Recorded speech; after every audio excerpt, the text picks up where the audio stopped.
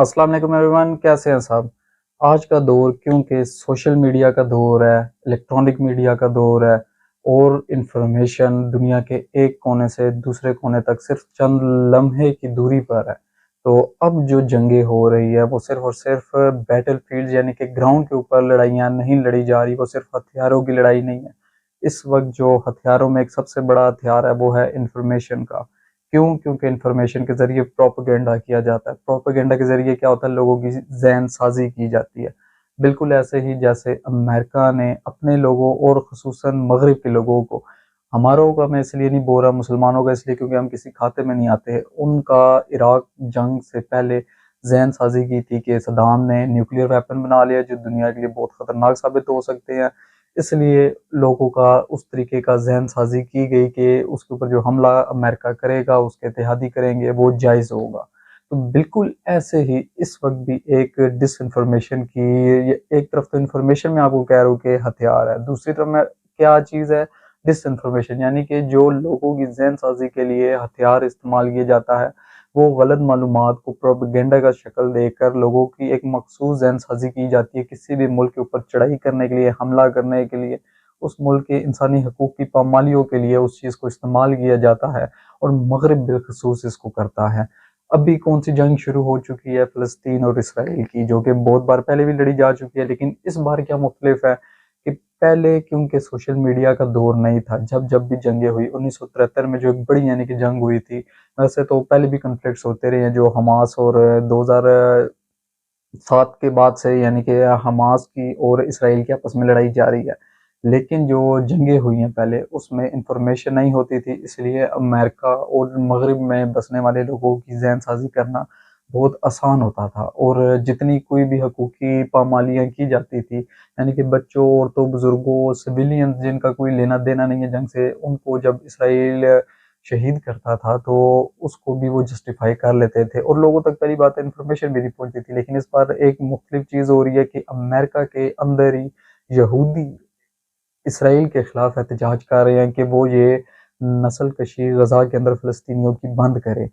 पूरा मग़रिब इस वक़्त बाहर आया हुआ है, कम से कम 1 लाख रिपोर्ट हुआ है कि लंदन के अंदर लोगों ने एहतजाज किया है, जो कि आपको पता है कि उसने अपना बहरी बेड़ा भेजने का ऐलान किया था बरतानिया ने, इसराइल की मदद के लिए अमेरिका भी कर चुका है। लेकिन इन्फॉर्मेशन एक ऐसी चीज़ है कि पल-पल आ रही है, तो इसलिए ना सिर्फ़ इस वक़्त फ़ौजियों की लड़ाई जारी है, बल्कि मुस्लिम दुनिया और वो लोग भी कि जो पढ़े-लिखे लोग हैं, बेशक मुसलमान ही हैं, लेकिन इंसानी हकूक़ का एहतराम करते हैं, चाहे वो मग़रिब के हो, गैर मुस्लिम हो, चाहे वो इवन के यहूदी क्यों ना हो। जिस तरह देखने में आ रहा है कि अमेरिका में बसने वाले यहूदी इसराइल के खिलाफ एहतजाज कर रहे हैं और उनको गिरफ्तारियाँ की जा रही है। तो वो किस चीज़ की एक लड़ाई शुरू है, इंफॉर्मेशन की, प्रोपेगेंडा की। और किस चीज़ के ऊपर सबसे ज़्यादा लड़ाई लड़ी जा रही है, ये ट्विटर के ऊपर। अगर तो आपके पास ट्विटर नहीं है तो आप इंस्टॉल करें ताकि आपको पता चले कि दुनिया में इस वक़्त क्या हो रहा है, और कोई भी इस वक़्त प्लेटफ़ॉर्म में यहूदियों से बचा हुआ नहीं है। फ़ेसबुक हो जाए, गूगल हो जाए, कुछ भी हो जाए, और जितने न्यूज़ के चैनल्स हैं इंटरनेशनल, वो सब भी उसके कंट्रोल में है। लेकिन ट्विटर एक ऐसी चीज़ है कि जिसके ऊपर फ्री फ्लो ऑफ इंफॉर्मेशन हो रहा है और जो रियल इंफॉर्मेशन है, रियल टाइम पे आपके पास पहुँच रही है। तो उसके ऊपर भी एक महाज़ खुला हुआ है जो मेरे और आपके जैसे आम लोगों ने, जिसका मोर्चा संभाला हुआ है इसराइल के पेरोल पे पलने वाले उनके भाड़ू के टटुओं के खिलाफ। तो इस ये भी जानना आपके लिए बड़ा ज़रूरी है कि इस वक्त जो इंफॉर्मेशन और डिसइंफॉर्मेशन की प्रोपेगेंडा की एक लड़ाई जारी है, वो किस बेस पे जारी है। तो वो आपको मैं एक पॉइंट बताता हूँ और उसको समझाने के लिए फिर हिस्ट्री आपको मैं थोड़ा बहुत लेके जाऊँगा कि क्या है, और हिस्ट्री में ये नहीं कि ये जंग हुई थी, इसका ये हुआ, ये जंग हुई, वो सब बच्चे-बच्चे को पता है इसराइली जंगें जीता, या जो ऑब्वियस फैक्ट्स है उसको मैं नहीं करूँगा जो आपको बुक्स में देखने को मिल जाएँगे। लेकिन जो इस वक़्त आप लोगों को पता होना चाहिए, ज़रूरी अगर आप सोशल मीडिया यूज़ करते हैं तो फिर आपको पता होना चाहिए।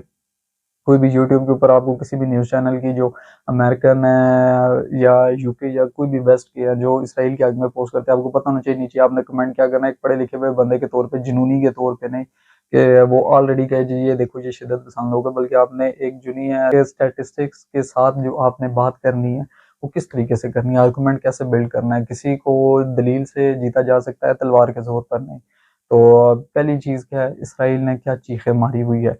वो इस वक्त सबसे ज़्यादा जो शोर डालने में लगा हुआ है मगरबी मीडिया में, वो ये डाल रहा है कि इस जंग को इसराइल और फ़लस्तीन की जंग ना लिखा जाए, ना बोला जाए, ना पढ़ा जाए, बल्कि हमास और इसराइल की जंग इसको कहा जाए। इसके पीछे वजह क्या है? क्योंकि वो ये कहते हैं कि जो लोग भी फिर हमास की हिमायत में बात करेंगे, इसका मतलब है वो शिद्दत पसंद होंगे, वो दहशतगर्दों की यानी कि हिमायत करेंगे, ये फिर खुल के सामने आ जाएंगे।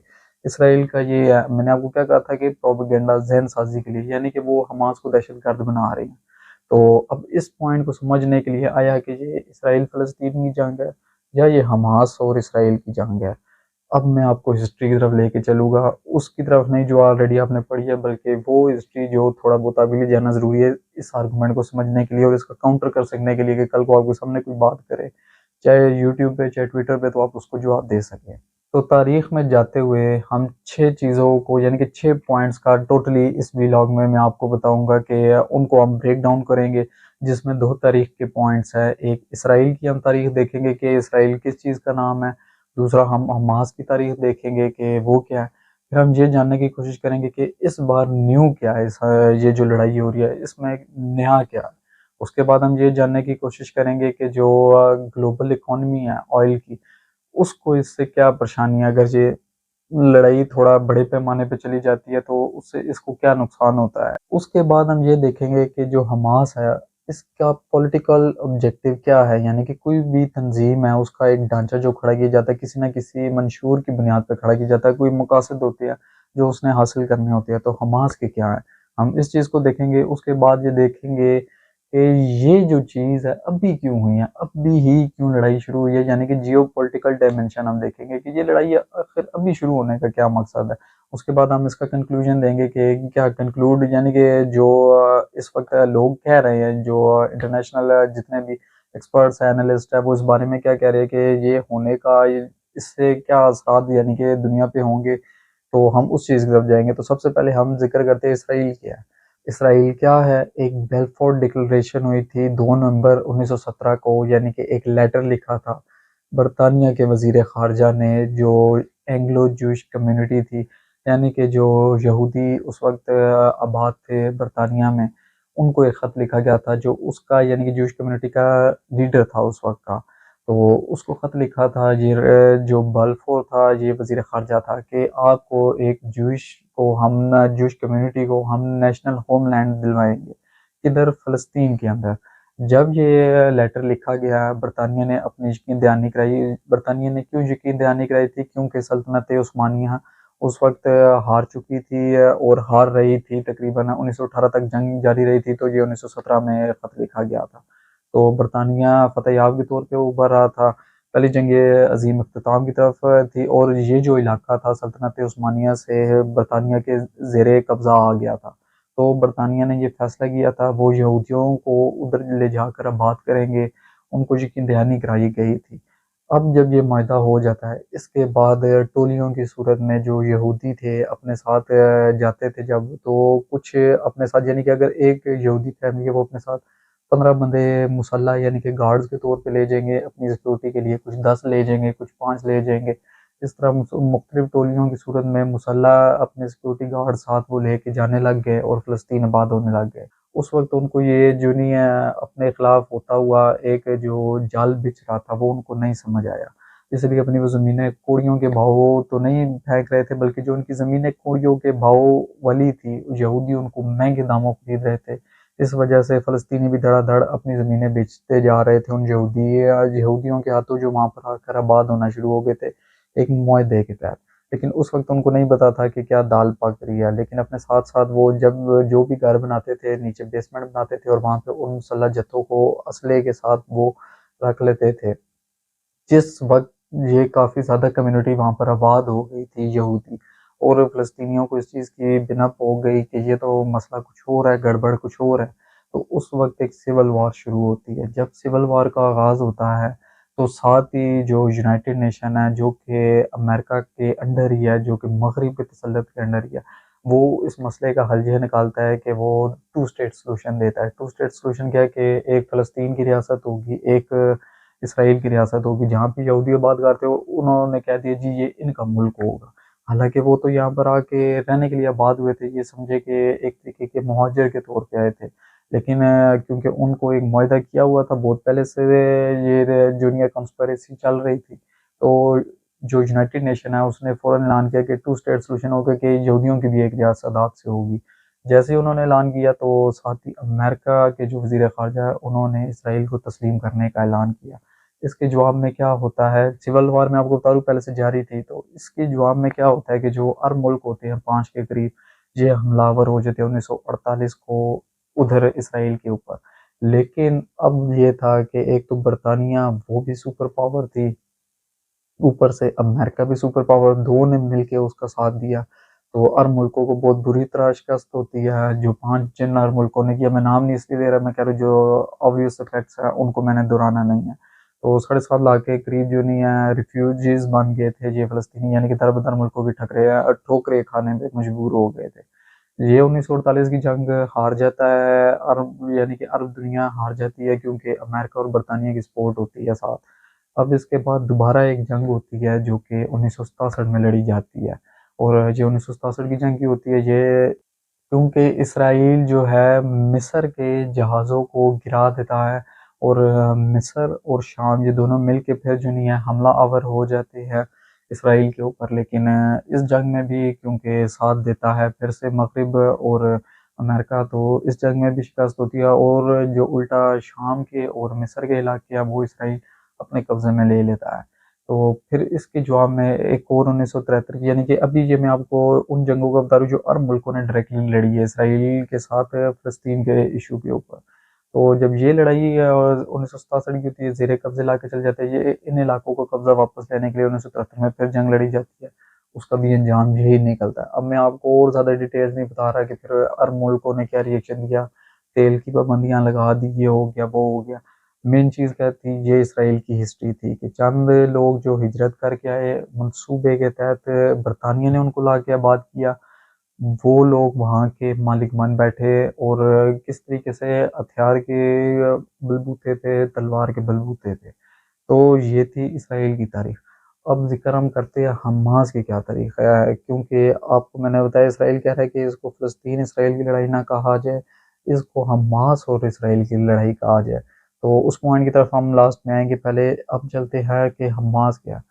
हमास बेसिकली एक फलाई तंजीम के तौर पे काम करती रही है। इसका ना तो जिहादी किसी ग्रुप से कोई ताल्लुक था, ना ये हथियार इनके पास थे, ना ये कोई पॉलिटिकल विंग था, बल्कि सिर्फ़ और सिर्फ़ एक ये फलाही रियासत थी और फलाही तंजीम थी। इसका काम क्या होता था कि इस्लामिक एसोसिएशन, यानी कि ये उस नाम से काम करती थी कि मस्जिदों का चंदा वगैरह इकट्ठा करना, जो और समाजी काम वगैरह है, जिस तरह पाकिस्तान में समाजी तंजीमें होती है, अल खिदमत वगैरह बनी हुई, जो लोगों को, क्योंकि जो आपको पता है कि मुसलसल हालत जंग में होने की वजह से लोगों को ज़रूरत होती थी इमदाद वगैरह की, तो ये उसका काम करते थे, यानी कि एक वेलफेयर ऑर्गेनाइजेशन थी, 20 साल तक रही। लेकिन फिर क्या होता है कि 1987 उसमें जो नहीं है मसला असल पैदा होता है इसकी क्रिएशन की तरफ, कि जब एक इजरायली ट्रक 4 फ़लस्तीनियों को कुचल देता है, उसके बाद वहाँ पर एक तहरीक शुरू हो जाती है। अब जब तहरीक शुरू होती है तो उस वक़्त ये लोग देखते हैं कि जो ये मज़ालिम वग़ैरह हो रहे हैं, अगर इनके खिलाफ इन्होंने ना आवाज़ उठाई, क्योंकि जो पीएलओ थे, जो फ़लस्तीन लिबरेशन ऑर्गेनाइज़ेशन थे, और जो अल फतह थी, या जो उस वक़्त ये थे हथियार इन्होंने उठाए हुए थे। ये अभी वेस्ट बैंक के अंदर है। हम ये जो लड़ाइयाँ हो रही है आपने सुना होगा गज़ा के अंदर हो रही है। वेस्ट बैंक और गज़ा ये 2 इलाके हैं, समझे कि इस तरीके से 2 हिस्सों में बँटे हुए हैं। ये अगर गज़ा है तो इसके अंदर हमास है, और यहाँ पे पीएलओ और वो है अल फतह है। तो वो इनको कहते थे कि आप लोग जो हमारी नेशनल कॉज़ है फ़लस्तीनियों की उसमें हिस्सा नहीं लेते, वो इनको तनकीद का निशाना बनाते रहे थे। 1987 से पहले-पहले, ये जो ट्रक का वाक़या मैंने आपको बताया इससे पहले-पहले। फिर इनको ये सोचने पे इस चीज़ ने मजबूर किया, इस इंसिडेंट ने जब ये हुआ इसके बाद एक तहरीक शुरू हो गई थी बाकायदा इसराइल के साथ, यानी कि लड़ाई शुरू हो गई थी। उसमें जाके इन्होंने हमास का नाम रखा इस तंज़ीम ने, यानी कि जो ये इस्लामिक एसोसिएशन के नाम से काम करती थी, एक फ़लाई तंज़ीम थी। इसने अपना नाम हमास रखा, जो कि एक अरेबिक एक्रोनिम है उसकी, जिसका मतलब है इस्लामिक रेजिस्टेंस। तो अरेबिक एक्रोनिम है हमास, इस्लामिक रेजिस्टेंस, इसका मतलब बनता है इन्होंने वहाँ से एक मिलिटेंसी की तरफ आने का फैसला किया और इनकी डायरेक्ट जंप लगी है। यानी कि ये पॉलिटिकल विंग नहीं बने, बल्कि फ्लाई से पॉलिटिकल को छोड़ के डायरेक्ट ये दुनिया एक रेजिस्टेंस की तहरीक की तरफ आए हैं।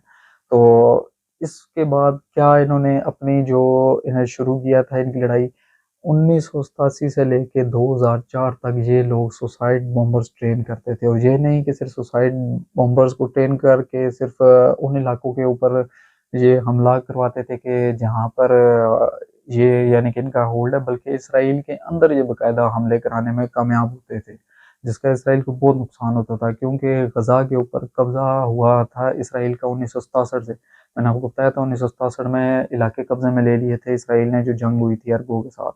तो 1967 से इसराइल गजा के अंदर भी बैठा था। तो ये बेसिकली सुसाइड बॉम्बिंग की ट्रेनिंग देते थे।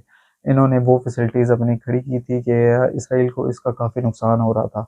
लेकिन 2004 में इसराइल की इंटेलिजेंस ने पूरा इनका नेटवर्क ट्रैक कर लिया, जहाँ पे ये सुसाइड बॉम्बिंग की ट्रेनिंग देते थे, ट्रेन करते थे, ट्रेनर्स पैदा यानी कि हो रहे थे। तो उस नेटवर्क को उन्होंने तबाह कर दिया, स्ट्राइक किया, टोटली नाइलेट कर दिया, जो ये सुसाइड बॉम्बिंग का इनका एक स्ट्रक्चर इन्होंने खड़ा किया हुआ था। उसके 1 साल बाद फिर इसराइल ने फैसला किया कि अब उसका यहाँ पे रहने का मकसद नहीं है, क्योंकि इनकी इस जो सलाहियत लड़ने की उसने ख़त्म कर दी हमास की। जब 2005 में इसराइल यहाँ से चला जाता है, 2006 के इलेक्शंस होते हैं फ़लस्तीन में, वेस्ट बैंक और गजा दोनों की बात कर रहा हूँ। तो इसमें ये लोग जो हमास वाले हैं एक पॉलिटिकल ऑर्गेनाइजेशन के तौर पे पार्टिसिपेट करती है, और अनबिलीवेबली कि ये लोग स्वीप कर देते हैं इलेक्शंस में। यानी कि 73 टू 74 सीट्स ये दुनिया जीत लेते हैं टोटल 120 सीटों में, जिनमें वेस्ट बैंक के अंदर भी। वेस्ट बैंक में क्यों बोल रहा हूँ कि यहाँ पे कौन थे, मैंने आपको बताया था कि यहाँ पे PLO है, यहाँ पे अल-फतह है, यासर अरफात की जो तंजीम वगैरह महमूद अब्बास की। तो वहाँ पर भी ये सीटें निकालने में कामयाब हो जाते हैं। तो ये इसराइल के लिए बड़ा परेशानी का बायस बनता है। इतने में अब क्या होता है कि ये फैसला किया जाता है कि इनको दुनिया बैन कर दिया जाएगा, जो वेस्ट बैंक है, जो PLO है और अल-फतह है, जो वहाँ पर उनको रहने दिया जाएगा वेस्ट बैंक में, उनका होल्ड रखा जाएगा, क्योंकि वो इसराइल से पीस निगोशिएशंस करते हैं, इंटरनेशनल रिकग्निशन की तरफ जाते हैं और मुसलसल उसकी तरफ, यानी कि वो कोशिशों पे आ चुके होते हैं लड़ाई से, क्योंकि लेबनान में उनको पहले इसराइल ने बहुत नुकसान पहुंचा दिया होता है 2006 की जंग में। तो इसलिए ये वापस यानी कि इनको वहां से सफाया करने के लिए इनके ऊपर पाबंदी लगाने की तैयारी होती है। इस चीज़ की इनको बिना पे हो जाती है। तो बजाय इसके कि इनके ऊपर पाबंदी लगती, वेस्ट बैंक में ये पहले ही अल फतह को बैन कर देते हैं इस गजा के अंदर। और उसके बाद से 2007 से लेके अब तक वहाँ पर इलेक्शन नहीं हुआ, बल्कि यही रूलिंग पार्टी है। एक और भी है जिसको इस्लामिक जिहादिस्ट मूवमेंट कहते हैं, लेकिन वो समझे इसकी के मुकाबले में एक बहुत ही यानी कि छोटी तंजीम है। और वो कहते हैं एलिजिडली कि मुबैना तौर पे जिसको आप उर्दू में लफ्ज़ कहते हैं, लेकिन मगरिब ये कहता है कि वो ईरान डायरेक्टली उसको ओन करता है, क्योंकि वो शिया तंजीम है। जो हमास है ये सुन्नी तंजीम है, लेकिन क्योंकि इनका मकसद एक है, इसलिए मगरिब के बकौल ईरान इनको भी सपोर्ट करता है। अब यहाँ पर यानी कि 2007 से लेके अभी तक हमास का कंट्रोल है। और चेंजिंग अब क्या आती है कि मैंने आपको बताया था कि जो हम पॉइंट्स के शुरू में करेंगे, 2 हमने पॉइंट्स किए, ये मैंने आपको तारीख बताई है हमास की कि कहाँ से कहाँ शुरू हुई, इसराइल की बता दी, हमास की बता दी। अब क्या था कि आपको मैंने कहा था कि इनका पॉलिटिकल ऑब्जेक्टिव क्या है। हमास का ये मानना है, उनका ये ऑब्जेक्टिव है, वो टू स्टेट सोल्यूशन को नहीं मानते हैं। वो नहीं कहते कि इसराइल भी एक रियासत होगा फ़लस्तीन, बल्कि वो इनको एक गाज़िब के तौर पे देखते हैं, जिनको इन्होंने पनाह दी, इनको रहने के लिए जगह दी। हिटलर ने इनको बहुत मारा था, दूसरी जंग अज़ीम में आपको पता है होलोकॉस्ट हुई थी। इन्होंने इनको रहने की जगह दी, लेकिन इन्होंने जो यहूदी है इन्हीं के घर पे कब्ज़ा कर लिया हथियार के ज़ोर पे और मगरबी ताकतों के ज़ोर पे, आलमी ताकतों के ज़ोर पे, और इन्हीं को इनके घर से निकाल रहे हैं। तो वो टू स्टेट सोल्यूशन वो नहीं मानते, वो कहते हैं वन स्टेट ही हो और वो फ़लस्तीन हो, क्योंकि ये फ़लस्तीन हमारा इलाका था, अरबों का इलाका है। तो हमास उसको यानी कि इसराइल को मानने से इनकारी है, और यही वजह है क्योंकि वो इसराइल को नहीं मानता, उसके ऊपर पाबंदी भी लगी हुई है। जबकि जो मैंने आपको बताया कि PLO है, जो फ़लस्तीनियन अथॉरिटी है, जो अल फतह है, वो रिकग्नाइज्ड एक तंजीम है, किस वजह से एक पार्टी है यानी कि पॉलिटिकल ऑर्गेनाइजेशन, क्योंकि वो इसराइल को तस्लीम करते हैं, उससे मुज़ाकरात करना चाहते हैं। ये इसराइल से मुज़ाकरात करना ही नहीं चाहते हैं। ये इनका पॉलिटिकल ऑब्जेक्टिव है कि पूरा लैंड हो, एक लैंड हो, फ़लस्तीन हो। अब इसके बाद हम इस पॉइंट को और डिस्कस करते हैं कि इस बार आखिर न्यू क्या था जो इतना एकदम से शोर डला है। तो न्यू ये था कि जब हमास एक फलाही रियासत थी, मैंने और एक फलाही तंजीम थी, मैंने आपको बताया फलाही तंजीम से किस पे आई, सुसाइड बॉम्बिंग की तरफ। जब सुसाइड बॉम्बिंग का मैंने आपको बताया कि 2004 के अंदर इसराइल ने कम्प्लीटली डिस्ट्रॉय कर दिया था इनका ये पूरा स्ट्रक्चर, उसके बाद से इन्होंने रॉकेट फायरिंग कैपेबिलिटी को डेवलप किया था। तब से लेके अब तक ये रॉकेट्स के ज़रिए हमलावर होते थे, लेकिन इसका इसराइल को इतना नुकसान नहीं होता था। आयरन डोम वगैरह उनके पास सिस्टम है जो कि हवाओं में ही रॉकेट्स को तबाह कर देते हैं। लेकिन इस बार न्यू क्या हुआ है, कमांडो स्टाइल गुरिल्ला वॉरफेयर लड़ी गई है। पानी के ज़रिए, हवा से पैराग्लाइडिंग के ज़रिए उतारे गए हैं कमांडो, पानी के ज़रिए भेजे गए हैं कमांडो, और ज़मीन के ऊपर से भी यानी कि जो गज़ा की स्ट्रिप है उसको क्रॉस करके वो बुलडोज़ करके भी गए हैं। थ्री प्रोंग उन्होंने एक अटैक किया है कि ज़मीन, फ़िज़ा और पानी तीनों से अटैक किया, वो भी कमांडो स्टाइल में, गुरिल्ला स्टाइल। ये न्यू था। न्यू क्यों है? क्योंकि ये एक बहुत बड़ा इंटेलिजेंस फेलियर है। आपको पता है मोसाद का और अमेरिका इवन इंटेलिजेंस के तौर पे उससे लेता है मालूमात वगैरह। जो मगरिब है वो इसीलिए तो हिमायत करता है कि अरबों के ऊपर चेक्स एंड बैलेंस रखा जा सके, अरबों को डराने के लिए रखा हुआ है। बेसिकली इन्होंने फ़लस्तीन को और इसराइल को इस वजह से, क्योंकि उसकी इंटेलिजेंस बहुत तेज़ है, इंडिया भी उससे मालूमात लेता है, इंडिया भी उसके साथ गठजोड़ करता है पाकिस्तान के खिलाफ। इतनी बड़ी एक इंटेलिजेंस का नेटवर्क होने के बावजूद, सालाना 3-4 अरब डॉलर इमदाद अमेरिका से लेने के बावजूद, फिर भी इतना बड़ा एक हमला हो जाना, वो भी मैं आपको बता रहा हूँ कि तीनों अतराफ से होना, कि पानी, फ़िज़ा और ज़मीन से, ये इसराइल का लिए एक सख्ती का बायस बना है। दुनिया में उसकी एक जो नहीं है क्रेडिबिलिटी के ऊपर सवालिया निशान उठा है। तो ये एक, अब मैंने आपको बताया कि इस बार एक नया ये था इस हमले में कि इसराइल को बहुत बड़ी शर्मिंदगी का सामना करना पड़ रहा है। इसके बाद अब बारी आती है कि जियोपॉलिटिकल डायमेंशन, मतलब कि अभी ये क्यों हुआ है, इसी टाइम पे ये क्यों हुआ है। तो आपको पता होगा कि पहले ही जो यूएई है वो रिकॉग्नाइज कर चुका है, इसराइल के साथ नॉर्मलाइजेशन हो चुकी है। टर्की ने पहले माना हुआ है, इस जो मिस्र है उसके भी ताल्लुकात है। और अब सऊदीया की जो एमबीएस है, मोहम्मद बिन सलमान है जो प्रिंस है, उन्होंने ऐलान किया था फॉक्स न्यूज़ को इंटरव्यू में कि वो इसराइल को हो सकता है मुस्तकबिल करीब में वो उनके साथ नॉर्मलाइजेशन कर ले, उसको तस्लीम कर ले। तो अगर ये सूरत हाल बनती कि जो कि एक मुस्लिम दुनिया का इस वक्त सऊदीया लीडर के तौर पे चल रहा है, कि अगर सऊदीया रिकगनाइज कर रहा, उसके साथ साथ जो छोटे इस्लामी ममालिक जो कमज़ोर है मुआशी तौर पे, अस्करी तौर पे, उन्होंने भी सऊदीया की लीड फॉलो करनी थी। यूएई तो पहले कर चुका है। तो इससे क्या होना था, जो एक फ़लस्तीन का कॉज़ है उसको नुकसान पहुंच सकता था, जो हमास है उसका वजूद भी ख़तरे में पड़ सकता था। तो इसलिए उस चीज़ को कि यानी कि कल को ये हो कि इसराइल को मौका मिल जाए कि वो भेड़ बकरियों की तरह इनको चुन चुन के मारे, इन्होंने सोचा इनके यानी कि अब आपको पता है कि आपने आज नहीं तो कल मारा जाना है। तो अब आपके पास फैसला है कि आपने आया कि लड़ के मरना है या इसी तरह मर जाना है, यानी कि दूसरे बंदे को कहना ठीक है आपने आज तक का टाइम था, आज का दिन हमने गुजार लिया तो अब हम मार दो। इस हमास के लिए ये वाली सिचुएशन क्रिएट होती हुई हमास को नज़र आ रही थी कि फ़लस्तीन का दब जाएगा जब पूरी इस्लामी दुनिया ही इसराइल को रिकग्नाइज कर लेगी, तो फ़लस्तीनियों को रियासत कब मिलेगी। क्योंकि जो फ़लस्तीनियों के लिए कहा गया है कि उनके लिए ज़िंदगी आसान की जाएगी, ये इंटरव्यू में बोला गया था कि उनके लिए जो ज़िंदगी के मामलात है वो अच्छा किया जाएगा जब तक फ़लस्तीनियों को कुछ नहीं मिलता। तो आपको इस बात से समझ आना चाहिए रियासत मिलने का उसमें नहीं बनता, क्योंकि इसराइल इस वक्त बहुत पावरफुल पोजीशन में है और जो अरब मुल्क है इतने ज़्यादा ताकतवर नहीं है कि वो डिमांड कर सकें कि हमें एक रियासत दी जाए फ़लस्तीन के लिए। तो उसमें होना क्या था कि कंसेशंस मिल जानी थी कि वो अच्छे से ज़िंदगी गुजार सकते हैं। लेकिन मैंने आपको बताया कि हमास का पॉलिटिकल ऑब्जेक्टिव क्या है कि वो एक रियासत चाहता है, और रियासत क्या है कि जिसमें वो फ़लस्तीन को और जिसमें वो इसराइल को तस्लीम नहीं करते हैं।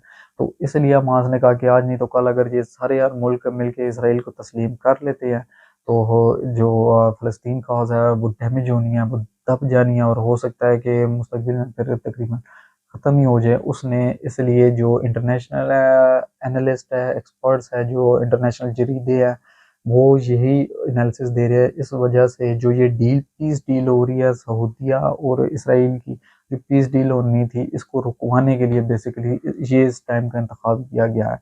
तो ये एक सिचुएशन थी कि किस वजह से इस टाइम पे ये हमला हुआ है। तो ये वजह थी कि जो हमास है उसने इसी वक़्त का इंतख़ाब किया है इसराइल के ऊपर हमला करने के लिए, इस पीस डील को सऊदीया और इसराइल के दरमियान होने वाली को रुकवाने के लिए। अब हम बात करते हैं कि ग्लोबल ऑयल इकॉनमी का, जो पूरी दुनिया का तेल का निज़ाम है, स्ट्रेट ऑफ हॉर्मूज़ है, जो गुज़रती है ईरान के पास से, वहाँ से यूएई, सऊदीया वग़ैरह इन यानी कि खलीजी मुल्कों का तेल होके और दुनिया का कुल 20% का होके गुज़रता है। और आप ये मत भूलें कि ईरान का भी तेल डायरेक्टली इंडायरेक्टली जिस तरह पाकिस्तान में भी आता है, ऑयल मार्केट में जाता है, जिसकी वजह से तेल की कीमतें बरकरार हैं। अगर ईरान वो एक जो गुज़रगाह है उसको बंद कर दे जहाँ से इन ममालिक का तेल, खलीजी ममालिक का तेल पहुँचना बंद हो जाए आलमी मार्केट में और ईरान भी ये देना बंद कर दे, तो एकदम से जो ऑयल की कीमतें हैं वो पूरी दुनिया में ऊपर जाएगी। और पाकिस्तान जैसी मईशत जो एक अरब डॉलर के लिए अभी IMF से मुआहदे कर रही है, सोचे कि क्या हाल होना है उनका। इसलिए पूरी दुनिया परेशान है कि ये जंग अगर तूल पकड़ती है तो इसका नुकसान बहुत बड़े पैमाने पे फैल सकता है। इसीलिए अमेरिका और यूके को छोड़ के फ्रांस भी इन ममालिकों को छोड़ के, जो कि है ही यानी कि मुसलमानों की दुश्मनी में पागल हुए, तो बाकी पूरी दुनिया इस जंग को सीज़ फायर का कह रही है, जिसमें रूस और चाइना सबसे आगे हैं। तो ग्लोबल ऑयल इकॉनमी का ये था। इसका कंक्लूजन देने के बाद मैं आपसे वो सवाल पूछूँगा और आपको खुद भी समझ आएगी कि मेरे सवाल पूछने का मकसद क्या है। तो कंक्लूजन इसका क्या है?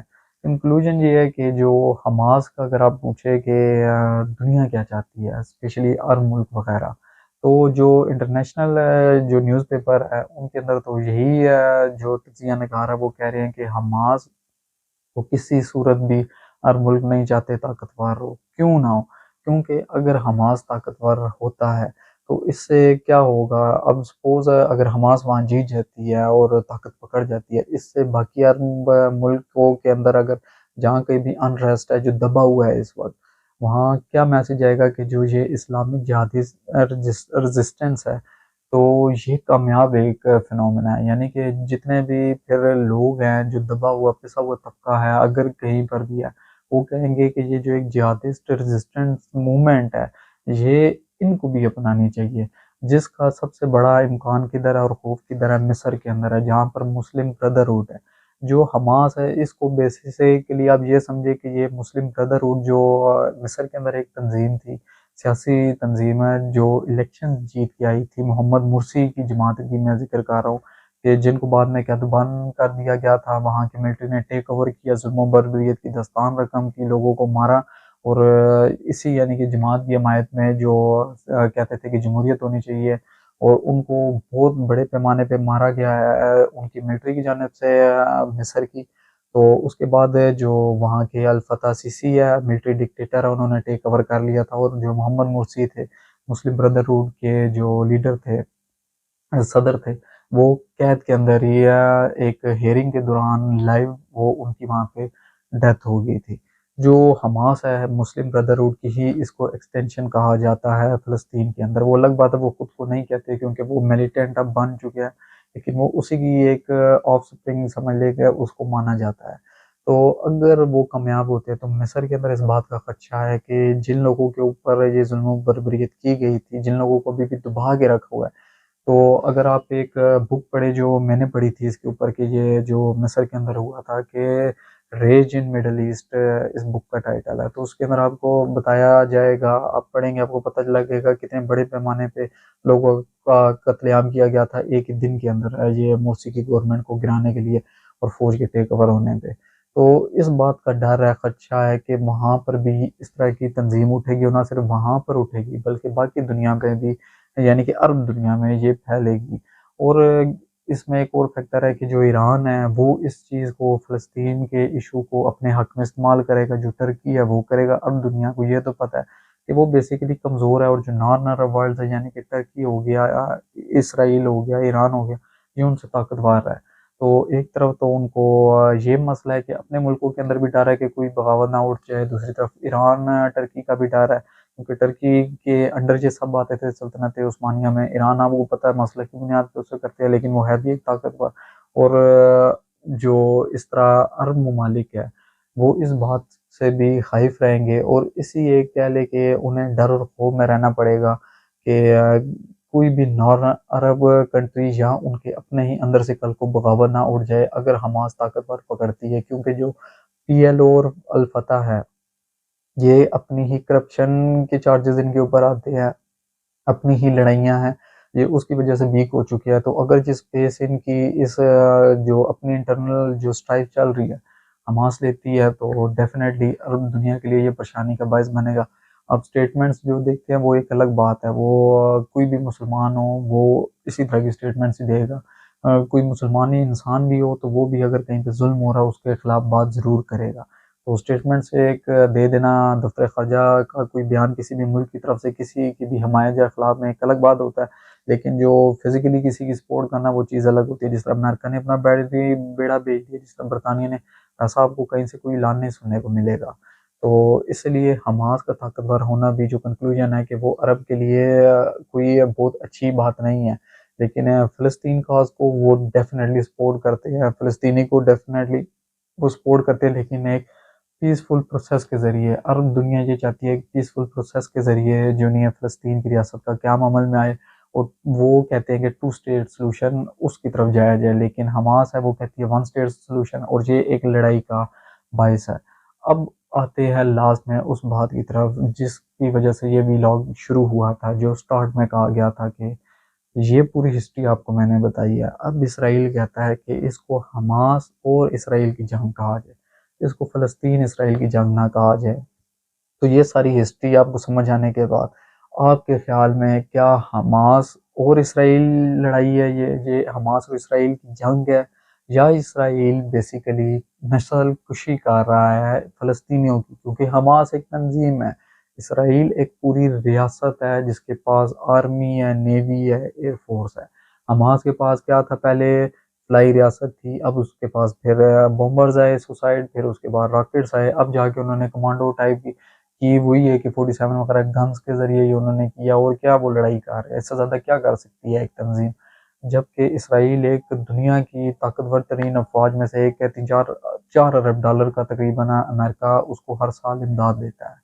तो एक तरफ इसराइल है जिसके पास दुनिया की ताकतवर तरीन फ़ौज है, एक तरफ हमास एक तंज़ीम है, और कहा जा रहा है कि हमास इसराइल जंग। लेकिन पहली बात है ये जंग नहीं है, ये जेनोसाइड है, नस्लकशी है जो इसराइल कर रहा है फ़लस्तीनियों की। दूसरा सवाल जो मैंने यानी कि जो बात है कि इसराइल और हमास की ये लड़ाई है या फ़लस्तीन और इसराइल की लड़ाई है, अभी भी बेशक हमला हमास की तरफ से हुआ है, लेकिन ये आप मुझे बताइए कि ये हमास और इसराइल की लड़ाई है। मैं जंग लफ्ज़ नहीं इस्तेमाल कर रहा। जंग 2 खलीफों के बीच में होती है, बराबर के लोगों के बीच में। यहाँ बराबरी नहीं है, यहाँ एक तरफ दुनिया की ताकतवर तरीन फ़ौज है और यहाँ पर एक मज़लूम और कमज़ोर निहत्थे किस्म की फ़लस्तीनियाँ और एक तंज़ीम है जो लड़ रही है उनकी तरफ से, छोटी-सी तंज़ीम है। तो क्या ये हमास और इसराइल लड़ाई है या फ़लस्तीन और इसराइल की लड़ाई है? दूसरी बात, ये सारी सिचुएशन तो मैंने आपको बता दी। एक सवाल मैं आपसे पूछना चाहता हूँ, जब आपको पता हो कि सामने दुनिया की ताकतवर तरीन अफ़वाज में से एक फ़ौज है जिससे आपको लड़ना पड़ेगा, एयर फ़ोर्स है, एक नेवी है जो आपके ऊपर हमलावर होगी, ना सिर्फ वो बल्कि अमेरिका जो दुनिया की सुपर पावर है वो आपके ऊपर हमलावर होगा, बरतानिया करेगा, पूरा मगरिब जिसके बैक पे होगा, और आपकी मदद के लिए कोई भी फिजिकली ऑन ग्राउंड नहीं, कोई भी आर्म मुल्क लड़ने के लिए आएगा जिनको आप आवाज़ें लगाते हैं। तो इसका अंजाम क्या निकलेगा कि जब आप हमलावर होगे उसके बाद आपको चुन चुन कर मारा जाएगा, जिस तरह अभी मारा जा रहा है, और उस वक्त लोग यही कह रहे थे कि यही होगा जो हमास ने हमला किया उसके बाद। तो क्या आपकी नज़र में जो हमास ने जो हमला किया है उसके ऊपर इसराइल के, क्या इस सिचुएशन को जानते हुए कि उसका एंड रिजल्ट क्या निकलेगा, क्या उन्हें करना चाहिए था? लेकिन इस जवाब का देने से पहले ये हिस्ट्री आपने जहन में रखनी है। तो 2 सवालों का जवाब देना आपने मुझे, क्या ये हमास इसराइल की लड़ाई है या फ़लस्तीन इसराइल? दूसरा, क्या हमास ने जो हमला किया वो उसे करना चाहिए था इसराइल के ऊपर या नहीं? तो उम्मीद करता हूँ कि ये व्लॉग आपके लिए यूज़फुल साबित होगा। अपनी दुआ में मुझे याद रखें, अपना ढेर सारा ख्याल रखिए। अल्लाह हाफ़िज़।